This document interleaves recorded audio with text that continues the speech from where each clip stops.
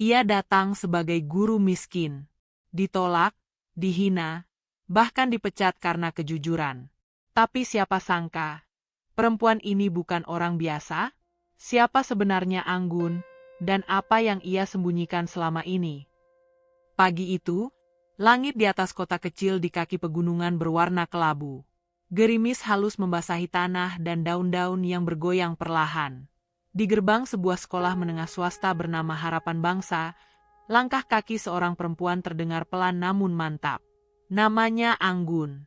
Dengan kerudung coklat polos dan tas kain lusuh di punggung, Anggun berjalan melewati pelataran sekolah yang mulai ramai oleh siswa. Seorang penjaga sekolah meliriknya tanpa ramah, matanya menyapu penampilan Anggun dari ujung kaki sampai kepala, lalu kembali fokus ke koran pagi yang belum selesai ia baca. Tidak ada sapaan, tidak ada senyum. Hari itu adalah hari pertamanya mengajar sebagai guru honorer. Ia ditugaskan untuk mengampu mata pelajaran pendidikan kewarganegaraan dan seni budaya, dua mata pelajaran yang sering dianggap tidak penting oleh sebagian besar guru lain. Tapi Anggun tidak mempermasalahkannya. Ia justru senang, karena dua pelajaran itu menjadi jalan untuk menanamkan nilai tentang kejujuran, tentang jiwa, tentang suara hati. Kepala sekolah, Bu Rohmah, hanya menyambutnya dengan senyum tipis saat mereka bertemu sebentar di ruang tata usaha. Tidak ada perkenalan formal, tidak ada pengarahan. Anggun diberi satu bundel jadwal mengajar dan daftar kelas. Semua dilakukan dengan tergesa. Langsung saja ke ruang guru ya. Nanti Pak Darto bantu tunjukkan ruang kelasmu, ucap Bu Rohmah sambil menandatangani tumpukan berkas. Anggun mengangguk sopan. Senyumnya tak luntur, meski hatinya mulai merasakan ada yang aneh. Di ruang guru, ia mencoba menyapa beberapa guru yang sudah lebih dulu duduk dan mengobrol. Tapi sapaannya hanya dibalas dengan anggukan dingin atau lirikan singkat.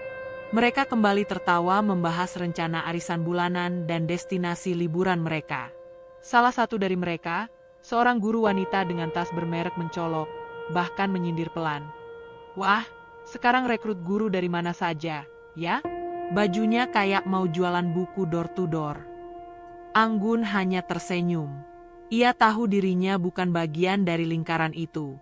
Ia tahu, sejak hari pertama. Ia mengajar di dua kelas hari itu. Murid-muridnya sebagian besar pendiam, beberapa mengantuk, sebagian besar memainkan gawai di bawah meja. Tidak ada antusiasme, tidak ada tanya. Tapi Anggun tidak menyerah. Ia menulis dengan rapi di papan tulis, menyelipkan kisah tentang Mahatma Gandhi saat membahas nilai moral, tentang Rakartini saat membahas keadilan. Suaranya tenang tapi dalam. Setiap kalimatnya seperti menyusup perlahan ke ruang batin. Setelah kelas usai, salah satu siswi mendekatinya. Bu Anggun, tadi ceritanya bagus. Saya jadi mikir, ucapnya lirih. Anggun tersenyum dan menepuk pelan bahunya. Terima kasih sudah mendengar. Nak, kamu hebat sudah mau berpikir. Namun di luar kelas, bisik-bisik tentangnya mulai menyebar. Ada yang bilang ia guru titipan dari desa. Ada yang mengolok bahwa ia tinggal di rumah petak sempit di belakang pasar. Bahkan ada yang menuduh bahwa ia hanya sekadar pelengkap administrasi supaya sekolah bisa mengklaim dana tambahan dari dinas pendidikan. Paling juga sebentar, terus keluar sendiri, ucap salah satu guru pria dengan nada menghina saat jam istirahat. Guru honor kan biasanya nggak betah kalau nggak ada uang lemburan. Bu Rohmah, yang duduk di ujung meja, hanya tertawa kecil. Ya, kita lihat saja. Kadang memang yang kelihatan suci itu ujung-ujungnya sama aja. Di meja paling ujung ruang guru, Anggun duduk sendiri, membuka bekal dari rumah, nasi putih dan sambal teri. Ia makan perlahan, tidak menoleh ke arah suara-suara itu. Tapi kupingnya menangkap semuanya. Ia tidak marah, tidak sakit hati. Justru, ia semakin yakin, tempat ini butuh dibersihkan, bukan dari kotoran, tapi dari kebusukan hati dan praktik tak jujur yang tersembunyi rapi di balik papan nama sekolah yang megah. Sore menjelang, hujan turun lebih deras. Anggun melipat rok panjangnya sedikit agar tidak basah saat melangkah keluar. Saat ia melewati ruang kepala sekolah, Ia melihat pintu sedikit terbuka. Di dalam, Bu Rohmah sedang tertawa bersama dua orang pria berpakaian rapi, salah satunya memegang amplop coklat tebal. Percakapan mereka samar, tapi ada satu kalimat yang terdengar jelas. Bulan depan setorannya jangan telat ya, nanti susah cairnya dari pusat. Anggun berhenti sejenak, menatap ke dalam ruangan tanpa ekspresi. Lalu ia kembali melangkah pelan menuju pintu keluar. Hujan menyambutnya, tapi langkahnya tidak goyah. Anggun tahu, apa yang ia lihat hari ini akan membawanya ke perjalanan yang panjang dan melelahkan. Tapi ia tidak takut, karena baginya, guru bukan sekadar pengajar, tapi penjaga nurani. Hari-hari berlalu di Sekolah Harapan Bangsa, dan meskipun Anggun hanya mendapat jam mengajar 2 hari dalam seminggu, ia selalu datang setiap pagi. Tak jarang ia duduk sendiri di ruang guru sambil membaca buku-buku tua yang tersimpan di rak belakang, buku yang sebagian besar sudah berdebu dan dilupakan. Ia menuliskan catatan kecil, menyusun bahan ajar dengan telaten, dan setiap kali mengajar, ia tak pernah setengah hati. Namun kecurigaannya mulai tumbuh dari hal-hal kecil. Di ruang tata usaha, ia mendapati tumpukan berkas laporan penggunaan dana sekolah tergeletak terbuka saat ia hendak mengambil spidol. Ada lembaran laporan bos yang angkanya tidak masuk akal. Belanja alat tulis yang tercantum mencapai angka puluhan juta, padahal kenyataannya spidol saja sering habis dan papan tulis tidak pernah diganti. Saat ia bertanya kepada staf Tu tentang dana pengadaan proyektor yang tertulis di laporan, petugas Tu itu menoleh tajam. Bu Anggun, itu bukan urusan ibu. Guru honorer sebaiknya fokus ngajar saja. Katanya Ketu sambil merapikan kembali berkas tersebut dan menguncinya ke dalam lemari logam. Hari itu, untuk pertama kalinya, Anggun merasa dikelilingi oleh dinding-dinding bisu yang menyimpan rahasia. Dinding yang retak, namun disanggah oleh rasa takut dan kepentingan bersama. Di kantin, ia mendengar dua guru senior berdiskusi tentang jatah bulanan dari iuran komite. Salah satunya bahkan tertawa sambil berkata, "Lagian, siapa yang bisa ngitung? Orang tua juga nggak pernah nanya. Yang penting anaknya naik kelas." Mata Anggun menatap lurus ke gelas tehnya yang sudah dingin. Ia tahu ia harus hati-hati. Tapi ia juga tahu bahwa semakin ia diam, semakin besar ketidakadilan itu akan tumbuh. Pada suatu siang saat jam kosong, Anggun menyempatkan diri untuk berbincang dengan salah satu siswa, Reza, yang tampak termenung di pojok perpustakaan. "Kamu kenapa, Nak?" tanya Anggun lembut sambil duduk di sebelahnya. "Enggak, Bu. Cuma mikirin uang SPP bulan ini. Ibu saya bilang belum bisa bayar. Tapi tadi ada guru yang bilang kalau saya bisa nggak naik kelas kalau terus nunggak." Jawab Reza dengan suara tertahan. "Siapa yang bilang begitu?" Reza ragu. Ia tidak menyebut nama. Tapi wajahnya memerah, dan matanya berkaca-kaca. Katanya uang SPP dipakai buat perbaikan ruang kelas. Tapi ruang kelas saya malah bocor kalau hujan. Anggun menarik napas dalam. Ia tidak ingin menghakimi terlalu cepat. Tapi cerita Reza sejalan dengan apa yang ia temukan di laporan keuangan tempo hari. Ia mulai mendata diam-diam. Siapa guru yang sering mengurus komite, berapa jumlah pungutan, dan kemana dana-dana itu katanya digunakan. Setiap kali ia menemukan kejanggalan, ia mencatatnya di buku kecil berwarna biru yang selalu ia bawa. Beberapa guru mulai curiga dengan gerak-geriknya. Mereka memperhatikannya dari jauh, memperbincangkan gerakan tangan Anggun yang diam-diam memotret papan pengumuman atau mencatat sesuatu setiap kali selesai rapat. Itu si Anggun. Hati-hati, dia suka catat-catatin orang. Jangan-jangan wartawan menyamar tuh. Gumam salah satu guru sambil tertawa setengah menantang. Bu Rohmah, kepala sekolah, dipanggil dalam rapat internal terbatas bersama guru-guru senior. Ia duduk dengan tenang, mendengarkan laporan bahwa Anggun terlalu aktif dalam mencampuri urusan administratif. Kalau dibiarkan, bisa jadi blunder, Bu, kata Pak Arfan, guru matematika senior yang sering dipercaya menjadi bendahara kegiatan sekolah. Guru-guru mulai merasa nggak nyaman. Bu Rohmah mengetuk meja dengan ujung pulpen. "Aku tahu siapa dia sebenarnya," ucapnya pelan. "Guru honorer idealis yang sok bersih. Biasanya sih, kayak gitu nggak tahan lama. Tapi dia punya simpati dari beberapa murid. Kalau dia bicara keluar, bisa bahaya. Bu Rohmah tersenyum tipis. Tenang, kita akan buat dia terlihat salah dulu. Baru kita tendang. Hari Jumat, seperti biasa ada upacara bendera. Anggun ditugaskan membaca Pancasila. Suaranya tegas namun tidak keras, dan banyak siswa yang mendengarkan dengan seksama. Ia menutup dengan kalimat tambahan, dan semoga kita semua bisa mengamalkan kelima sila, bukan hanya menghafalnya. Seketika, kepala sekolah mengernyit. Beberapa guru saling melirik. Anggun seolah sedang menyindir mereka secara halus di depan seluruh siswa. Setelah upacara, Anggun dipanggil ke ruang kepala sekolah.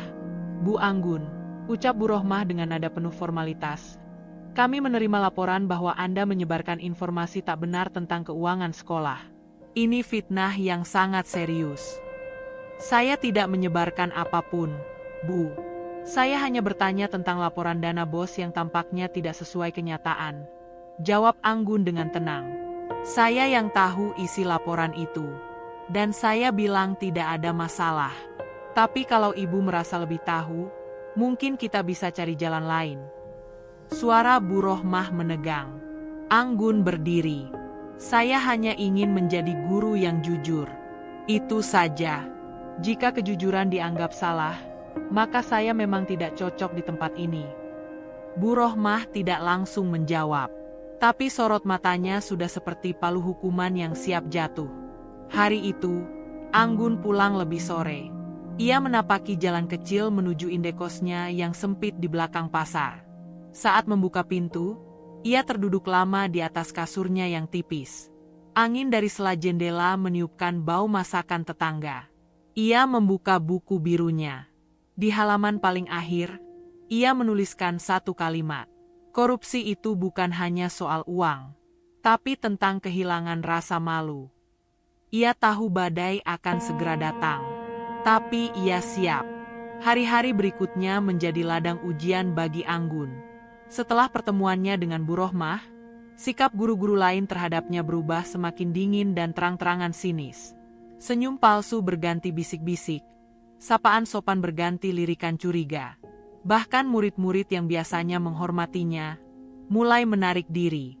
Mereka kini sering bersikap pasif dalam kelas. Beberapa malah terlihat takut duduk terlalu dekat.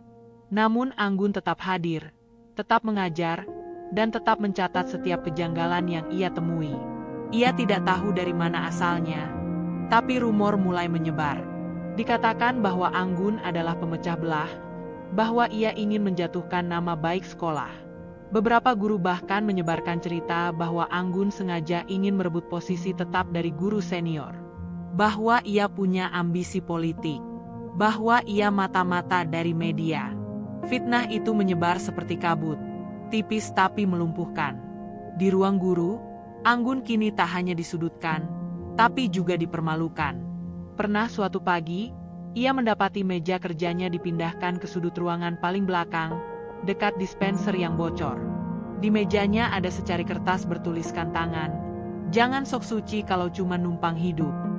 Ia meremas kertas itu, memasukkannya ke saku, dan menarik napas panjang. Rabu siang, ia dipanggil untuk menjadi bagian dari tim panitia Lomba Hari Guru Nasional. Saat rapat, ia diberi berkas proposal anggaran. Saat membaca isi dokumen itu, alisnya berkerut. Tercantum biaya konsumsi 5 juta rupiah, padahal hanya ada 15 guru yang akan hadir. Biaya dekorasi 10 juta rupiah, padahal sekolah memiliki perlengkapan sendiri dari tahun sebelumnya. Dengan nada hati-hati, Anggun mengangkat tangan. "Maaf, saya ingin bertanya. Apakah dana ini memang benar akan digunakan sesuai dengan rincian ini?" Seketika suasana ruangan berubah tegang. Pak Arfan menatap tajam. "Itu urusan kami, Bu Anggun. Kami sudah biasa mengurus kegiatan semacam ini," ucapnya cepat. "Tapi, sebagai anggota panitia, saya pikir penting kita pastikan bahwa anggaran digunakan secara jujur." Bu Rohmah yang duduk di ujung meja tersenyum dingin. "Bu Anggun, Tidak semua hal bisa disamakan dengan pelajaran moral. Kami bekerja dengan sistem yang sudah berjalan bertahun-tahun. Kalau ibu tidak nyaman, mungkin ibu bisa mengundurkan diri dari panitia. Anggun tidak menjawab. Ia hanya menutup berkas itu dan berkata, "Saya tetap akan membantu acara, tapi saya tidak akan ikut menandatangani laporan keuangan yang tidak saya yakini kebenarannya." Rapat bubar tanpa salam. Keesokan harinya, ia menerima surat teguran. Isinya menyatakan bahwa Anggun telah menunjukkan sikap tidak kooperatif, menciptakan suasana tidak kondusif di antara tim guru, dan merusak nama baik sekolah. Surat itu ditandatangani langsung oleh Bu Rohmah. "Ini hanya langkah awal," kata Bu Rohmah saat Anggun menemuinya di kantor kepala sekolah. "Kalau ibu tetap seperti ini, kita bisa pertimbangkan pemutusan kerjasama." Anggun berdiri di hadapannya. "Saya tidak takut dipecat, Bu.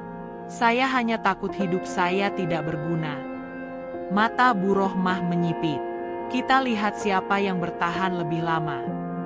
Di tengah tekanan yang meningkat, Anggun mulai kehilangan semangat. Tapi seperti lilin kecil yang tetap menyala di ruangan gelap, ada beberapa murid yang memperhatikannya dari jauh. Vira, siswi kelas 10 yang pendiam namun cerdas, mulai merasa ada sesuatu yang tidak benar. Ia pernah melihat bagaimana Anggun berdiri sendiri saat makan siang, lalu tetap tersenyum saat membimbing siswa di perpustakaan. Ia juga tahu bahwa Anggun adalah satu-satunya guru yang tidak meminta bayaran tambahan saat membantu mereka belajar di luar kelas. Suatu sore, Vira menemui Anggun yang sedang menyalin materi di perpustakaan. "Bu, boleh saya tanya sesuatu?" "Tentu, Vira. Ada apa? Apa ibu benar-benar sendirian dalam semua ini?" Anggun menoleh, menatap mata gadis itu. Di sana, ia melihat harapan. "Saya tidak merasa sendirian jika masih ada orang yang bertanya seperti kamu," jawabnya. Vira tersenyum kecil. "Saya percaya ibu, dan saya akan mulai mendengarkan." Itu kalimat sederhana, tapi bagi Anggun, itu seperti pelita di tengah kabut. Ia tahu, ia tidak bisa berharap pada para guru yang sudah terlalu lama hidup dalam sistem yang rusak. Tapi ia masih bisa menanam benih pada anak-anak. Benih kejujuran, benih keberanian. Namun sekolah tak tinggal diam. Beberapa hari kemudian, pengumuman mendadak ditempel di papan. Guru Anggun dibebas tugaskan sementara karena alasan ketidaksesuaian nilai dan kebijakan institusi. Tanpa rapat terbuka, tanpa pembelaan, guru-guru bersorak diam-diam. Bu Rohmah tersenyum puas. Tapi di satu sudut sekolah, Vira dan dua temannya berdiri lama memandangi papan itu. Mereka tidak percaya. Mereka marah. Di tempat kosnya, Anggun duduk diam di atas sajadah. Tidak menangis. Tidak mengutuk. Ia tahu, ini bukan akhir. Ia tahu, sesuatu yang lebih besar sedang ia bangun.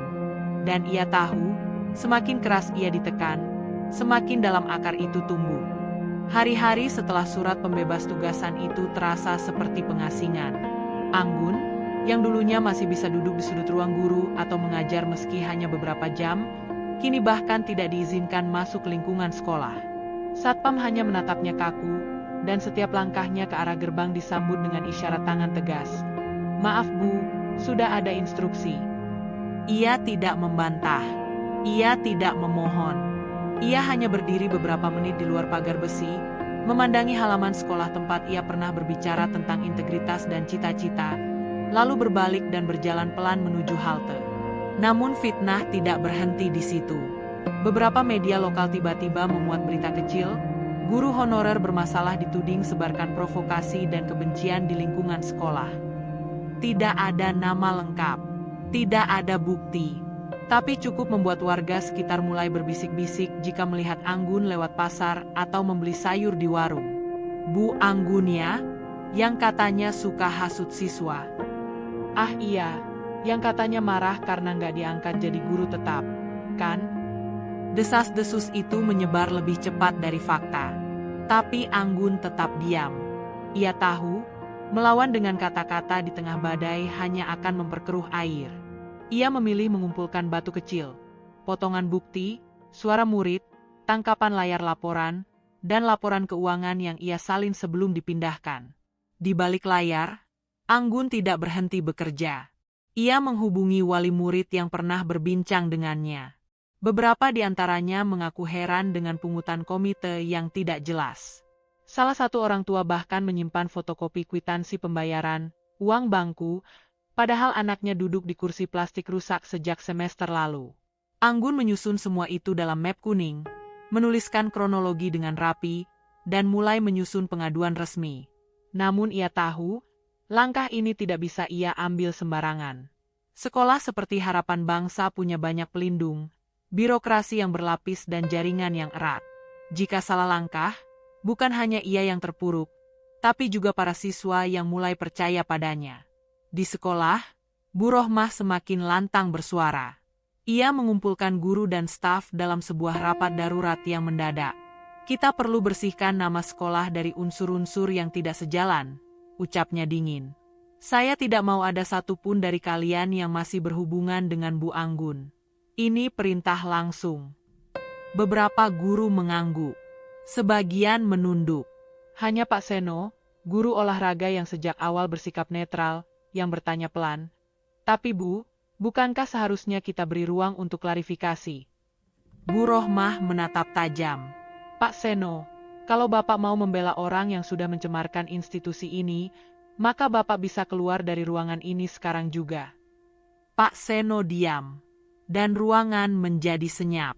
Sementara itu, di luar tembok sekolah, satu suara mulai tumbuh. Vira. Gadis itu mulai menulis di blog pribadinya, menceritakan kisah Bu Anggun secara anonim. Ia berbicara tentang guru yang mengajarkan nilai, tentang kejujuran yang dibungkam, dan tentang betapa pentingnya mendengar suara kecil di tengah keramaian yang bising. Tanpa diduga, tulisan itu menyebar.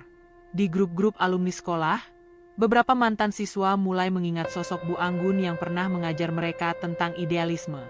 Komentar-komentar mulai bermunculan. Bu Anggun pernah bilang ke saya, "Jangan takut jadi minoritas kalau kamu benar." Saya masih ingat. Saya masih simpan fotonya waktu dia ajar kami menggambar dengan kapur warna-warni. Beliau guru paling tulus yang pernah saya temui. Kenapa sekolah memecat guru jujur? Namun sekolah tidak tinggal diam. Bu Rohmah mengadakan konferensi pers internal, menyatakan bahwa semua tuduhan terhadap pihak sekolah adalah hoaks yang dibuat oleh mantan guru dengan motivasi pribadi. Sekolah kami bersih. Kami sudah mengikuti semua prosedur. Kami tidak akan terganggu oleh fitnah dari pihak luar, ucapnya di hadapan orang tua murid dan komite. Dan hari itu, surat resmi pemecatan dikirimkan ke alamat kos Anggun. Isinya lugas. Karena tidak lagi sejalan dengan visi dan misi sekolah, pertanggal 12 bulan itu, Anggun diberhentikan dengan tidak hormat. Surat itu ditandatangani dengan tinta biru, penuh keyakinan. Malamnya, Anggun duduk di meja kecil di kamarnya. Di depannya, map kuning penuh bukti terbuka. Di sebelahnya, ponsel yang terus berdenting dengan notifikasi dari para wali murid dan alumni yang mulai menanyakan kebenaran cerita di blog itu. Ia membuka laptop, menuliskan satu kalimat di dokumen kosong. Saya tidak butuh jabatan. Saya hanya ingin anak-anak tumbuh dengan kejujuran. Lalu ia kirim email dengan dokumen pengaduan lengkap ke satu alamat rahasia, email pengurus yayasan pusat yang tak banyak diketahui orang. Ia mengirimnya tanpa banyak harap. Tapi dalam diam, ia tahu, ia baru saja melempar batu ke danau yang tenang. Dan riaknya akan segera mengguncang segalanya. Setelah surat pemecatan itu diterima, banyak yang mengira Anggun akan pulang ke kampung halamannya. Beberapa guru bahkan sempat berseloroh, pasti sekarang sudah balik ke desa. Gagal jadi pahlawan, ya begitulah. Namun kenyataannya, Anggun masih ada di kota itu. Masih tinggal di rumah petak kecilnya di belakang pasar. Masih bangun subuh setiap hari, masih menyeduh teh tanpa gula, masih menulis catatan di buku birunya. Hanya satu yang berubah, ia tidak lagi datang ke sekolah sebagai guru, tapi sebagai pengamat. Dan diam-diam, sebagai penyelidik. Ia menyadari satu hal, Untuk bisa membuka topeng sekolah itu, ia tidak bisa lagi berdiri di depan kelas.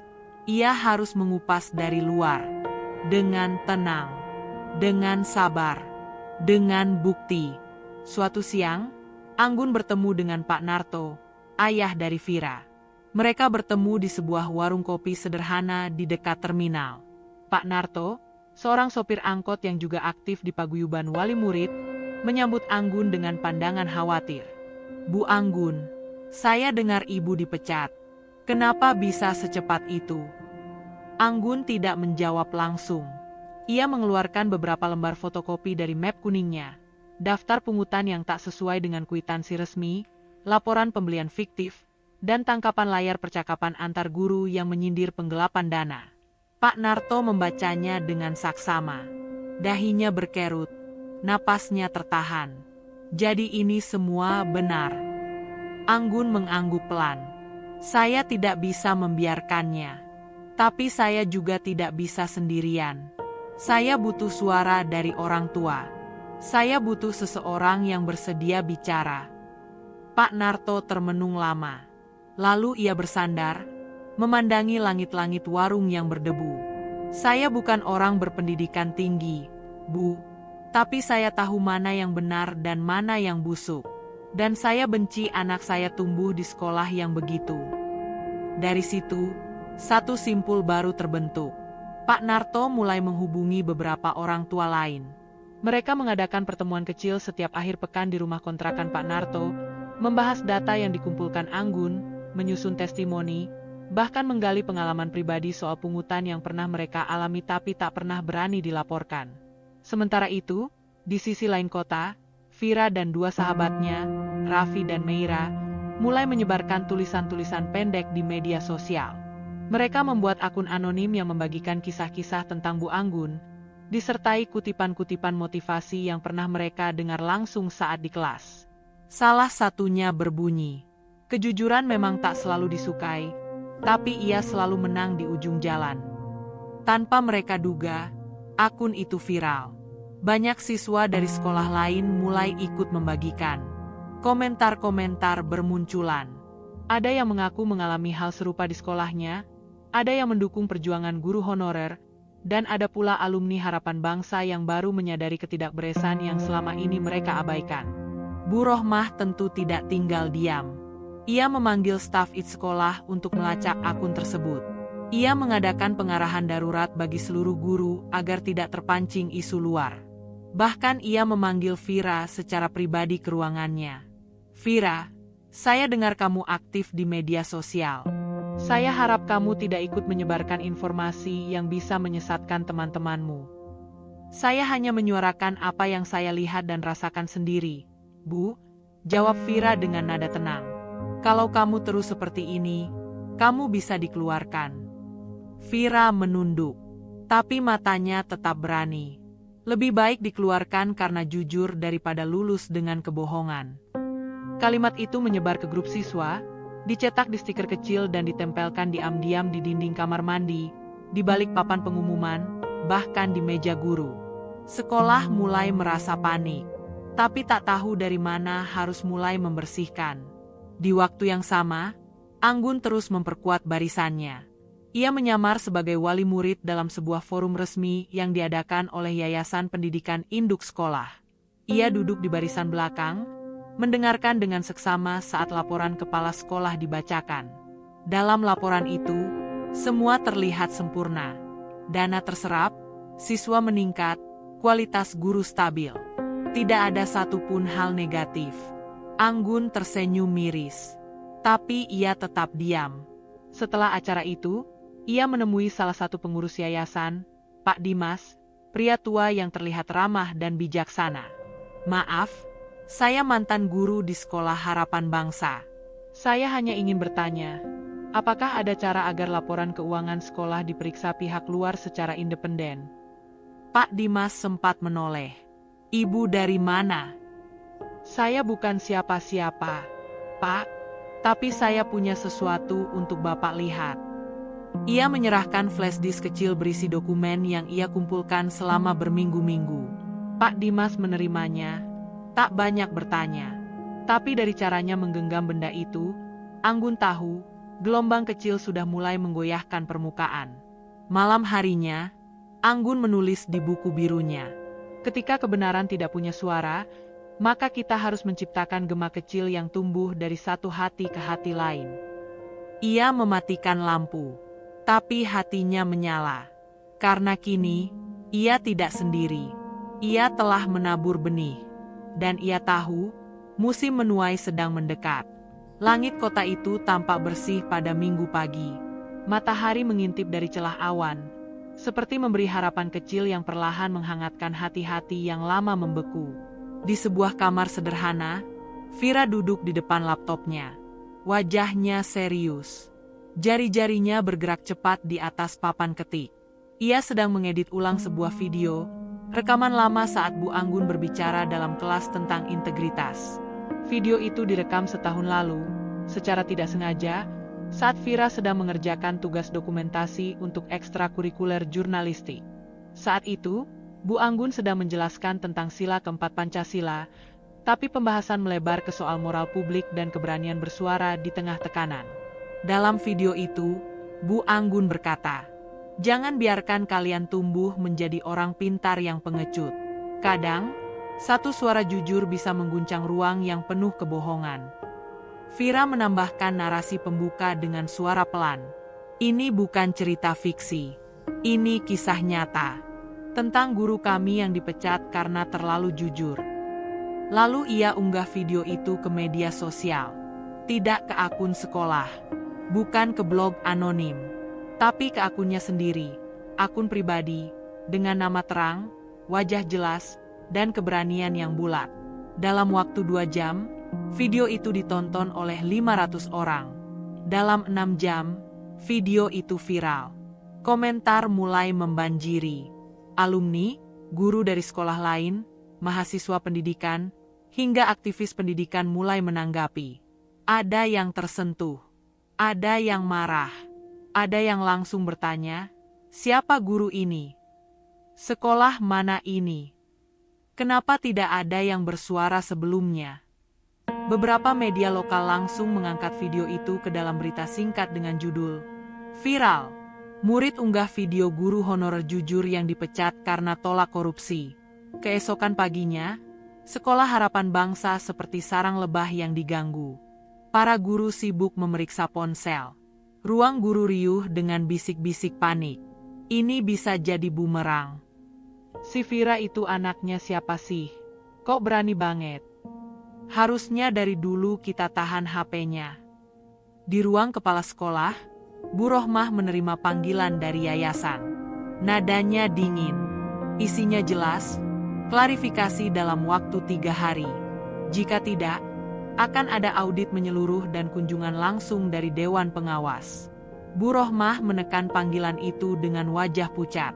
Di hadapannya, beberapa berkas laporan keuangan tercecer. Ia tahu ini bukan lagi sekadar ombak kecil.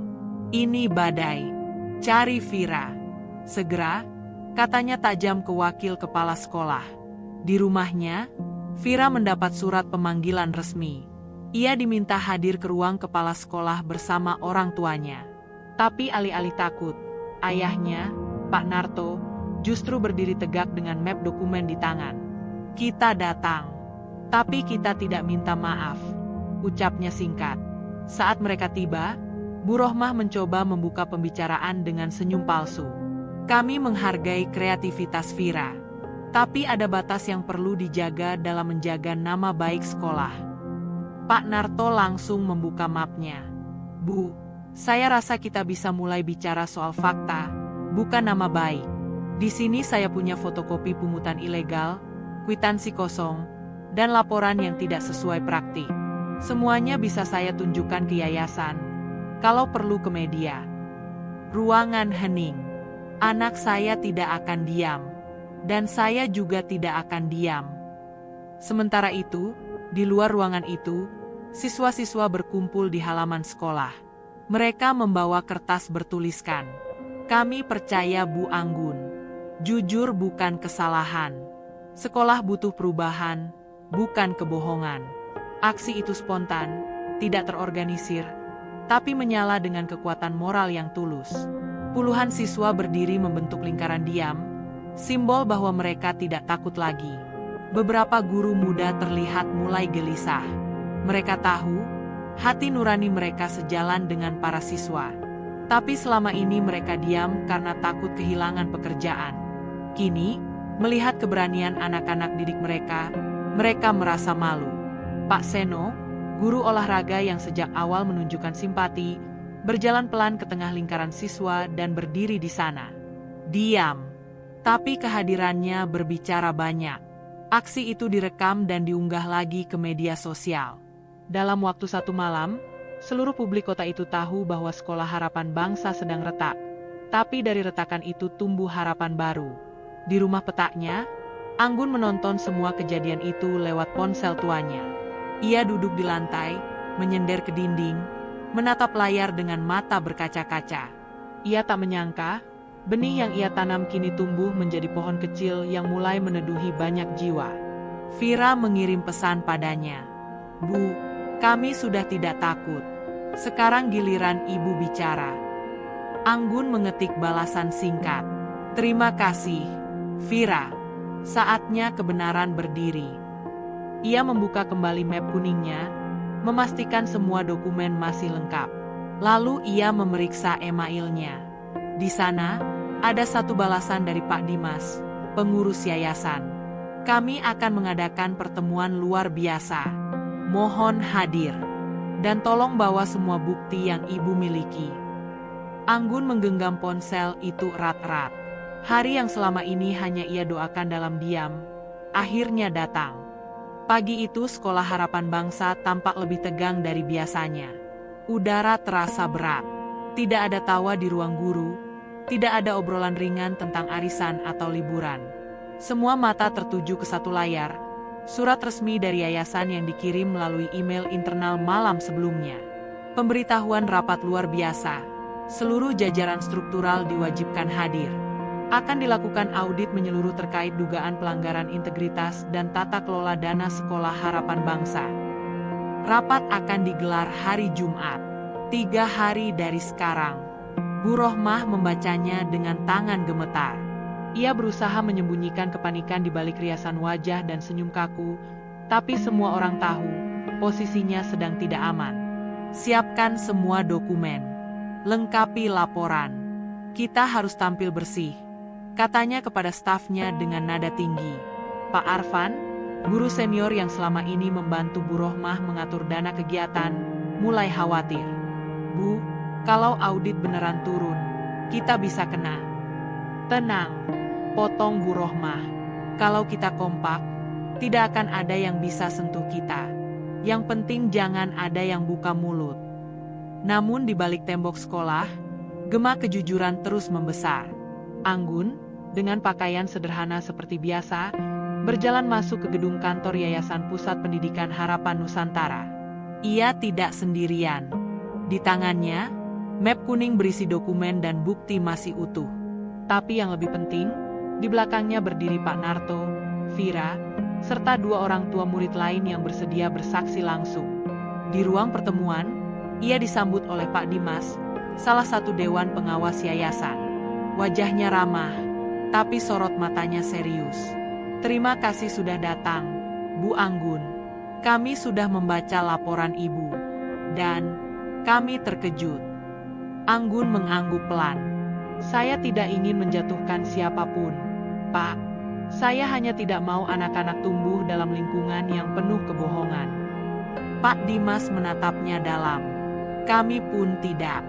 Itu sebabnya kami minta Ibu hadir dalam rapat luar biasa nanti, sebagai saksi.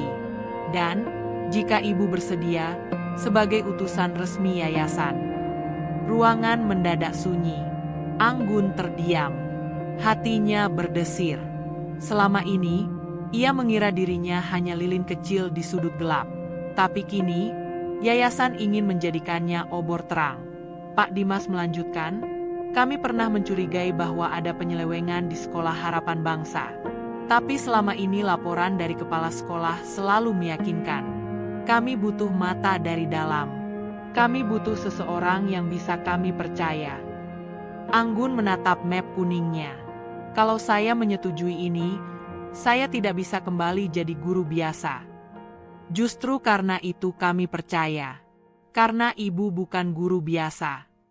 Kabar bahwa yayasan akan datang langsung tersebar ke seluruh sudut sekolah. Guru-guru mulai panik. Staf tu mondar-mandir menata berkas. Ruang kepala sekolah penuh dokumen yang baru dicetak, direvisi, dimodifikasi. Tapi dari luar, semua terlihat biasa. Sementara itu, siswa-siswa diam-diam menyiapkan spanduk-spanduk kecil untuk disambut di depan sekolah. Kami mau sekolah yang bersih. Kembalikan guru jujur kami. Jangan bungkam kebenaran. Bu Rohmah menerima laporan tentang rencana aksi tersebut dan langsung mengeluarkan larangan keras. Kalau ada siswa yang unjuk rasa, langsung coret dari keanggotaan ekstrakurikuler. Namun ancaman itu tidak membuat anak-anak mundur. Justru semakin membuat mereka yakin, kebenaran tak boleh ditakuti. Hari Jumat pun tiba. 3 mobil hitam berlogo yayasan berhenti di depan gerbang sekolah. Semua guru berdiri berjejer, lengkap dengan seragam resmi dan senyum yang dipaksakan. Murid-murid menatap dari balik jendela kelas, berdebar. Namun yang paling mengejutkan adalah siapa yang keluar dari mobil ketiga. Anggun. Dengan langkah tenang dan map kuning di tangan, ia melangkah masuk ke sekolah yang pernah mengusirnya. Tidak ada kebencian di wajahnya. Tidak ada dendam. Hanya ketenangan yang menyelimuti auranya. Bu Rohmah terpaku. Seluruh darah di wajahnya seperti surut ke perut. Ia tidak pernah menyangka bahwa perempuan yang pernah ia pecat akan kembali, bukan sebagai guru honorer, tapi sebagai wakil yayasan. Saya diutus untuk membantu audit internal, ucap Anggun singkat, sambil menyodorkan surat tugas resmi. Tidak ada satupun yang bisa membantah. Rapat luar biasa digelar di aula. Di depan puluhan guru, staf, dan perwakilan orang tua murid, Dewan Yayasan memulai pertemuan dengan pembukaan netral. Tapi ketegangan jelas terasa. Pak Dimas berdiri, menatap seluruh hadirin. Kami menerima laporan, dan kami tidak akan menuduh siapapun sebelum bukti dibuka. Tapi hari ini, kami akan memberikan ruang bagi seseorang untuk berbicara. Dia sudah kami tugaskan sejak beberapa waktu lalu untuk menilai integritas lembaga ini secara langsung. Lalu ia memberi isyarat ke Anggun. Perempuan bersahaja itu berdiri, membuka map kuningnya, dan mulai berbicara. Saya datang ke sini bukan sebagai musuh siapapun, tapi saya ingin bertanya pada semua yang hadir di sini, apa gunanya pendidikan jika kita melanggengkan kebohongan? Apa gunanya jabatan jika dipertahankan dengan tipu daya? Ia lalu menunjukkan satu demi satu dokumen, data, bukti, nama-nama, waktu, angka. Semua dipaparkan dengan tenang, rapi, dan lugas. Ruangan sunyi. Tak ada yang berani bicara. Beberapa guru menunduk. Pak Arfan terlihat pucat. Bu Rohmah mencoba menyela, tapi suaranya tercekat. Saya tidak benci siapapun di ruangan ini. Tapi saya lebih mencintai anak-anak yang berhak mendapatkan pendidikan yang jujur. Saya hanya menjalankan tanggung jawab saya. Pak Dimas berdiri. Terima kasih, Bu Anggun. Kami akan melanjutkan proses investigasi dan mengambil keputusan dalam waktu dekat. Setelah pertemuan itu, satu persatu guru mulai mendekati Anggun. Beberapa menunduk, beberapa menyeka air mata. Pak Seno mendekap pundaknya pelan. Maafkan kami, Bu. Kami terlalu takut. Anggun hanya tersenyum. Saya pun takut, Pak. Tapi saya lebih takut jika saya membiarkan ketakutan itu menang. 2 hari setelah rapat luar biasa itu, suasana di Sekolah Harapan Bangsa benar-benar berubah. Ruang guru sunyi, bukan karena damai, tapi karena semua sedang menunggu sesuatu. Entah pengumuman resmi dari yayasan, atau datangnya surat pemecatan untuk orang-orang tertentu. Bu Rohmah tidak lagi duduk di ruang kepala sekolah. Ia lebih banyak mengurung diri di ruang arsip, menghindari tatapan para guru. Ia tahu, waktu berpihak pada mereka yang punya kebenaran. Dan kebenaran sedang berjalan cepat menuju pintu-pintu yang selama ini tertutup rapat. Di sisi lain, Anggun kembali ke sekolah bukan sebagai guru honorer, tapi sebagai utusan resmi dari yayasan. Posisinya kini tak bisa diremehkan. Tapi ia tidak berubah. Masih datang dengan tas kain yang sama, masih menyapa siswa dengan lembut, dan masih makan siang dengan bekal nasi dan sambal teri di pojok ruang perpustakaan. Namun semua orang tahu, kali ini, dialah yang menggenggam kendali. Hari Senin pagi, yayasan kembali mengirim perwakilannya. Kali ini bukan untuk rapat, tapi untuk menyampaikan hasil investigasi. Seluruh guru, staf administrasi, dan komite sekolah dikumpulkan di aula. Tak ada siswa, hanya para pelaku, para saksi, dan para penonton dari dalam sistem. Pak Dimas berdiri di podium. Di sebelahnya, Anggun. Dan di sebelah Anggun, duduk 3 orang dari tim audit independen yang ditugaskan oleh yayasan. Sesuai hasil audit dan investigasi kami, kata Pak Dimas dengan suara tenang namun dalam, telah ditemukan pelanggaran serius dalam tata kelola dana operasional Sekolah Harapan Bangsa, termasuk manipulasi laporan BOS, pungutan ilegal terhadap wali murid, serta penggunaan jabatan untuk keuntungan pribadi. Semua kepala mulai tertunduk, tapi Bu Rohmah tetap menatap ke depan. Wajahnya datar, seperti seseorang yang sedang menunggu eksekusi, tapi masih berusaha terlihat berani. Pak Dimas melanjutkan, berdasarkan temuan ini, kami sebagai pihak yayasan resmi mencopot Bu Rohmah dari jabatan kepala sekolah, efektif hari ini. Seketika ruangan hening. Beberapa guru menutup mulutnya. Yang lainnya saling memandang tak percaya. Semua tahu ini mungkin terjadi, tapi tak ada yang menyangka secepat dan setegas ini.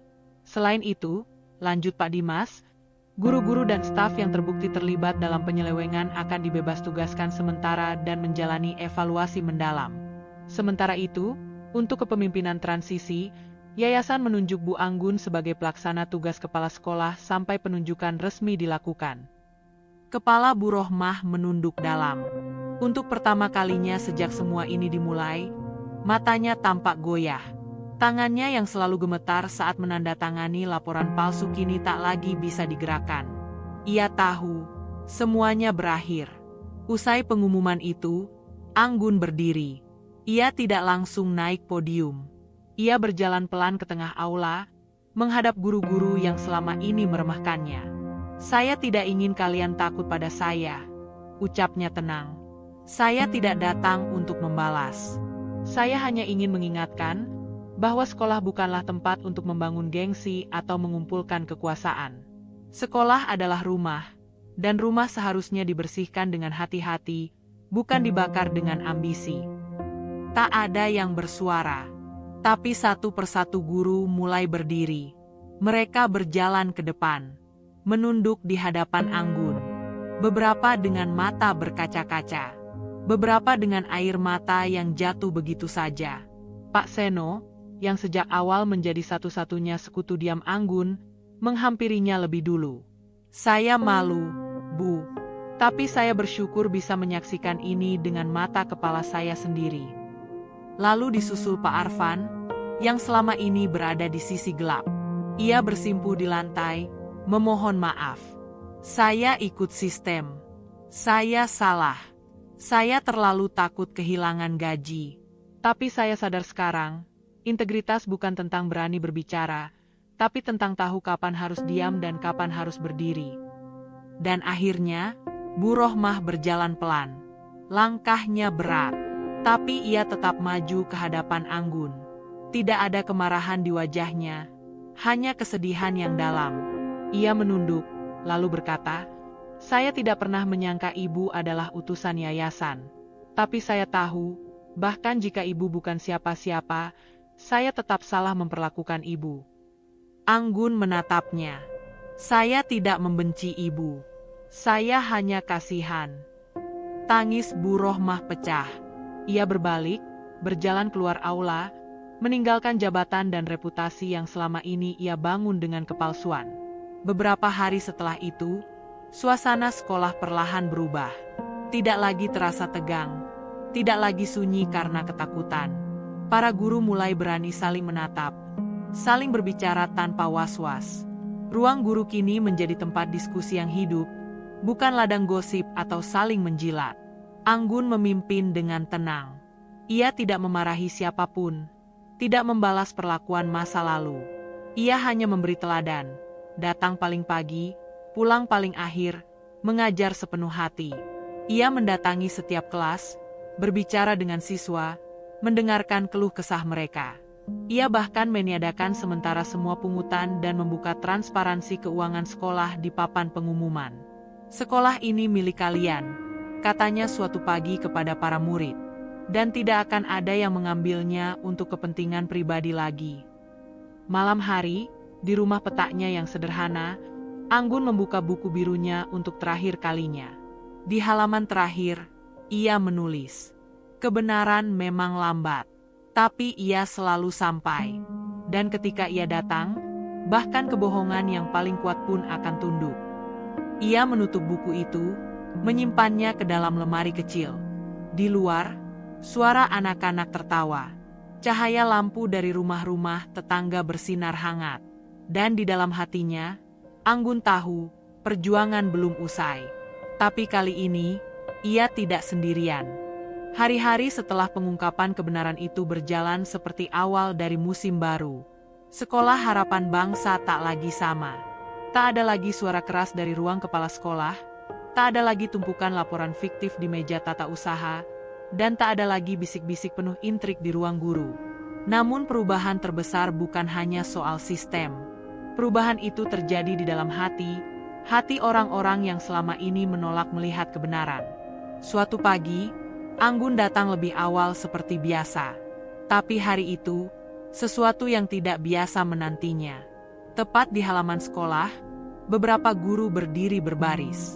Di antaranya, Pak Arfan, Ibu Retno, Bu Tati, dan 2 staf tata usaha. Wajah mereka tidak lagi keras seperti dulu. Mata mereka tampak bengkak karena kurang tidur, atau mungkin terlalu lama menyesali. Begitu Anggun melewati mereka, Pak Arfan maju selangkah. Ia menunduk, lalu bersujud di hadapan Anggun. "Izinkan saya minta maaf, Bu Anggun," katanya pelan. "Saya terlalu lama menyembah kenyamanan. Saya tahu saya salah, tapi saya terlalu pengecut untuk berdiri di sisi ibu waktu itu." Anggun terdiam, tak sedikit pun menunjukkan kesombongan. Ia hanya menatap pria itu dengan tatapan yang nyaris keibuan. "Ibu Retno, saya juga," ujar Bu Tati sambil meneteskan air mata. "Dulu saya menganggap ibu hanya numpang lewat. Kami pikir ibu terlalu idealis. Tapi sekarang kami sadar, ibu adalah cermin yang kami hindari." Ibu Retno bahkan tidak berkata apapun. Ia hanya mendekat dan memeluk Anggun dari samping, sambil terisak. Di belakang mereka, para siswa berdiri menyaksikan. Beberapa memegang kertas bertuliskan, "Kami tidak pernah ragu padamu, Bu. Terima kasih karena tidak pergi. Sekolah ini milik orang jujur." Anggun tak berkata banyak. Ia hanya mengangkat tangan, menepuk lembut bahu mereka satu persatu, dan berkata, "Saya memaafkan kalian. Tapi tolong, mulai hari ini, maafkan juga diri kalian sendiri." Sore harinya, Vira datang ke ruang guru. Di tangannya ada sebuah kotak kecil berisi surat-surat. Surat dari siswa-siswa yang ingin menyampaikan sesuatu untuk Anggun. "Bu, ini dari teman-teman. Mereka nggak berani ngomong langsung, jadi mereka tulis aja." Anggun membuka surat-surat itu perlahan. Isinya bermacam-macam. "Bu Anggun, saya dulu diam saja waktu guru lain nyindir ibu. Maaf, tapi saya selalu mendengar pelajaran ibu. Dan saya ingin jadi orang jujur kayak ibu. Saya takut nilai turun kalau dukung ibu. Tapi sekarang saya malu. Saya belajar dari ibu, walau cuma sebentar. Kalau bukan karena ibu, saya nggak tahu arti keberanian itu kayak apa." Air mata Anggun jatuh pelan. Tapi bukan karena sedih. Justru karena haru yang tak terbendung. Ia tidak pernah berharap dihormati. Ia hanya ingin memberi cahaya. Dan kini, Cahaya itu menyala di hati banyak orang. Beberapa hari kemudian, yayasan mengadakan pertemuan resmi dengan seluruh staf. Dalam pertemuan itu, Pak Dimas mengumumkan, setelah mempertimbangkan banyak hal, kami akan membentuk tim reformasi Sekolah Harapan Bangsa. Dan kami meminta Bu Anggun untuk memimpin tim ini sebagai fondasi sekolah yang baru. Anggun sempat menolak dengan halus. Saya tidak ingin menjadi pemimpin yang dilihat dari jabatan. Cukup saya jadi guru. Itu saja sudah cukup. Namun siswa-siswa berdiri serempak dari bangku belakang dan berkata hampir bersamaan, "Kami butuh ibu." Anggun tersenyum. Kalau begitu, saya tidak bisa menolak. Di hari Jumat, Anggun memimpin apel pagi pertamanya sebagai kepala sekolah sementara. Ia berdiri di podium dengan wajah sederhana dan baju yang sama seperti dulu. Ia tidak memakai setelan mahal, tidak berdandan mencolok. Tapi justru itulah yang membuat semua orang merasa tenang. "Anak-anak," ucapnya, "saya ingin kalian tahu satu hal. Menjadi benar itu bukan soal menang, tapi soal menjaga nurani tetap utuh." Ia menatap seluruh barisan siswa. "Dulu saya berdiri di sini sebagai guru honorer. Sekarang saya berdiri sebagai kepala sekolah. Tapi jujur saja, rasanya tidak ada yang berubah. Saya tetap ingin kalian belajar bukan hanya agar pintar, tapi agar jadi orang baik." Para guru berdiri di samping lapangan. Kali ini, mereka bukan lagi pengamat. Mereka adalah saksi dari perubahan. Dan perlahan, mereka ikut berdiri di depan siswa, membentuk barisan sejajar. Sebuah simbol bahwa tak ada lagi jarak antara guru dan murid, antara sistem dan hati nurani. Malam itu, Anggun duduk sendiri di balkon rumah petaknya. Meski sudah diberi tawaran rumah dinas dari yayasan, ia belum mau pindah. Ia masih ingin menyelesaikan hari-harinya di tempat itu. Tempat di mana semuanya bermula. Di pangkuannya, tersisa satu surat lagi yang belum ia baca. Surat tanpa nama. Tulisannya sederhana. "Ibu Anggun, saya bukan murid ibu. Saya cuma anak tukang ojek yang sering lihat ibu lewat depan sekolah. Tapi saya jadi tahu, ternyata jujur itu nggak selalu bikin kalah. Makasih ya Bu." Anggun menatap langit malam. Di sana, bintang tak terlalu banyak, tapi cukup untuk membuat langit tak kosong. Ia menutup surat itu dan tersenyum kecil. Hari ini, dunia terasa damai. Karena meski penuh luka, ia telah membuktikan bahwa luka bisa menjadi jendela. Dan dari jendela itu, banyak hati bisa melihat bahwa kejujuran, meski dibungkam, akan selalu menemukan jalannya pulang. Pagi itu, langit di atas Sekolah Harapan Bangsa berwarna biru jernih. Tidak ada kabut, tidak ada mendung. Cahaya matahari menembus dedaunan pohon trembesi yang tumbuh tua di sudut halaman, menyinari bangku-bangku yang kini tampak bersih, dicat ulang dengan warna putih dan hijau muda. Anggun berjalan melewati koridor dengan langkah ringan. Ia mengenakan blus sederhana berwarna gading dan rok panjang coklat tua. Rambutnya yang biasa digelung kini terurai rapi, disampirkan ke bahu. Di tangannya, ia membawa beberapa map laporan transparansi keuangan sekolah. Dokumen yang kini terpajang terbuka di papan pengumuman, bisa dilihat oleh siapa saja, kapan saja. Ia bukan lagi guru honorer. Ia bukan lagi orang luar yang dihina. Tapi ia juga tak pernah menyebut dirinya sebagai pemenang. Karena bagi Anggun, tidak ada yang kalah dalam perubahan, kecuali mereka yang memilih diam. Hari ini, seluruh warga sekolah berkumpul di lapangan untuk menyambut tamu dari yayasan pusat. Tapi tidak ada formalitas kaku. Tidak ada pidato panjang. Yang ada hanyalah suasana syukur, haru, dan semangat baru yang mengalir di wajah setiap orang. Pak Dimas dari yayasan berdiri di podium. "Dulu, kami membangun sekolah ini dengan niat mulia. Tapi niat baik saja tidak cukup. Harus ada orang yang berani menjaga. Dan hari ini, kami menyaksikan sendiri bahwa satu orang bisa menyelamatkan ratusan anak dari sistem yang busuk." Tepuk tangan membahana. Murid-murid bersorak. Beberapa guru bahkan mengusap mata mereka. Pak Dimas menoleh ke Anggun. Kami tidak hanya menunjuk Bu Anggun sebagai kepala sekolah tetap, tapi juga menjadikannya kepala program reformasi integritas di seluruh cabang Yayasan Harapan Nusantara. Anggun tertunduk pelan. Ia tidak mencari panggung, tapi ia tahu panggilan ini bukan soal jabatan, ini soal tanggung jawab. Dalam waktu 3 bulan, banyak hal berubah. Kurikulum sekolah ditinjau ulang, bukan hanya soal akademik, tapi soal karakter. Setiap minggu ada sesi khusus untuk diskusi nilai-nilai seperti kejujuran, keberanian, dan kepedulian. Murid-murid diajak aktif bersuara dalam forum sekolah, menyampaikan ide-ide tanpa takut dimarahi. Di ruang guru, tidak ada lagi sistem kasta. Semua guru setara. Anggun bahkan memindahkan meja kerjanya ke sudut yang sama seperti dulu, dekat jendela yang menghadap taman.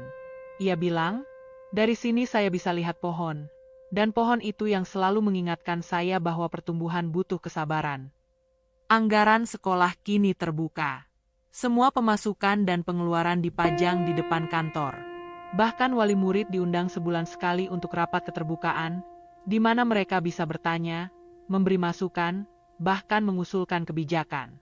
Beberapa guru dari sekolah lain datang berkunjung, ingin belajar. Bahkan beberapa mantan guru yang dulu terlibat pelanggaran meminta kesempatan untuk memperbaiki diri dan kembali mengajar. Bukan karena jabatan, tapi karena hati mereka mulai berubah. Suatu siang, Vira datang ke ruang kepala sekolah membawa sebuah lukisan kecil yang ia buat sendiri. Lukisan itu menggambarkan seorang perempuan berdiri di bawah pohon besar, dikelilingi anak-anak, dengan cahaya kecil yang menyinari mereka dari telapak tangannya. "Ini buat ibu," ucap Vira. "Saya tahu lukisan saya belum sempurna, tapi saya ingin ibu simpan ini." Anggun menerima lukisan itu dengan mata berkaca-kaca. Ia tahu, bukan goresan warnanya yang membuat lukisan itu berarti, tapi maknanya. Ia pernah menjadi cahaya, dan kini cahaya itu diteruskan oleh mereka yang dulu ia tanami harapan. Suatu malam, Anggun duduk di teras rumah dinas barunya, rumah mungil di belakang sekolah. Angin semilir membawa aroma tanah basah. Di depannya, taman kecil yang ia tanami sendiri perlahan mulai berbunga. Ia membuka buku harian yang dulu selalu ia bawa, buku biru itu, yang nyaris sobek-sobek oleh waktu. Di halaman terakhir, ia menulis, "Dulu aku datang sebagai orang asing, di tempat yang menolak kejujuran. Tapi ternyata, kejujuran bukan untuk diterima. Ia untuk diperjuangkan. Dan hari ini, aku tak lagi sendirian. Karena ketika satu cahaya menyala, 1000 cahaya lain ikut menyala." Ia menutup buku itu, lalu memandang langit. Di sana, bintang-bintang bersinar. Seperti jiwa-jiwa yang dulu nyaris padam, kini bersinar bersama.